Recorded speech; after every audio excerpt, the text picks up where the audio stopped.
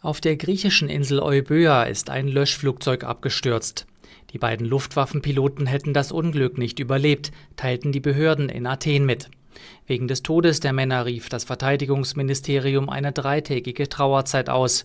Warum das Flugzeug abstürzte, ist noch unklar. Die griechische Feuerwehr kämpft seit Tagen gegen Waldbrände auf den Inseln Rhodos, Korfu und Euböa, die schon Zehntausende Hektar Land zerstört haben. Tausende Touristen und Einheimische wurden von den Ferieninseln in Sicherheit gebracht.